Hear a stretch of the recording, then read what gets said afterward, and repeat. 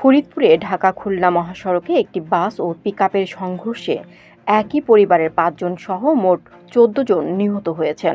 এদের মধ্যে ঘটনাস্থলেই ১১ জন এবং হাসপাতালে নেওয়ার পর আরও ৩ জনের মৃত্যু হয়।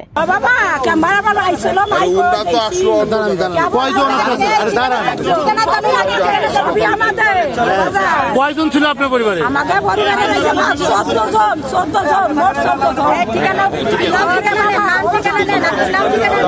আমার ফুফু, আমার ভাই, নাতি, হলো বোনের ছেলে।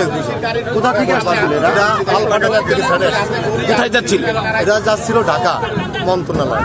মঙ্গলবার সকাল ৮টার দিকে সদর উপজেলার কানাইপুর ইউনিয়নের তেঁতুলতলা অ্যাবলুম হাইওয়ে রেস্টুরেন্টের সামনে এ দুর্ঘটনা ঘটে। তবে তাৎক্ষণিকভাবে হতাহতদের পরিচয় পাওয়া যায়নি। স্থানীয় পুলিশ সূত্রে জানা যায়, ঢাকা থেকে ছেড়ে আসা মাগুরাগামী ইউনিক পরিবহনের সাথে ঢাকাগামী একটি যাত্রীবাহী পিকআপের মুখোমুখি সংঘর্ষ হয়। এতে ঘটনাস্থলেই নারীসহ ১১ জন এবং হাসপাতালে নেওয়ার পর চিকিৎসাধীন অবস্থায় আরও ৩ জন নিহত হয়েছেন।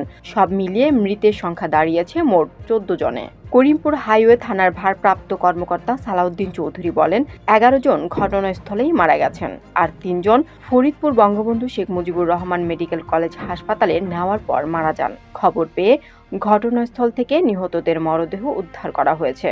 তিনি বলেন, ধারণা করা হচ্ছে একটি পরিবারের লোকজন পিকআপ ভাড়া করে ঈদের ছুটি শেষে ঢাকায় ফিরছিলেন।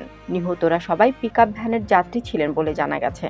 প্রাথমিকভাবে হতাহতের নাম ঠিকানা জানা যায়নি। হতাহতদের পরিচয় জানার চেষ্টা চলছে বলেও জানান তিনি।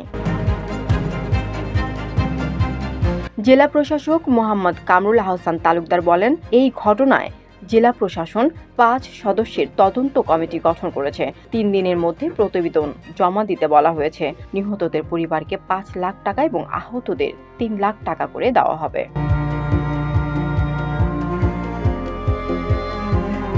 তানজিনা ইসলাম, জেপি নিউজ।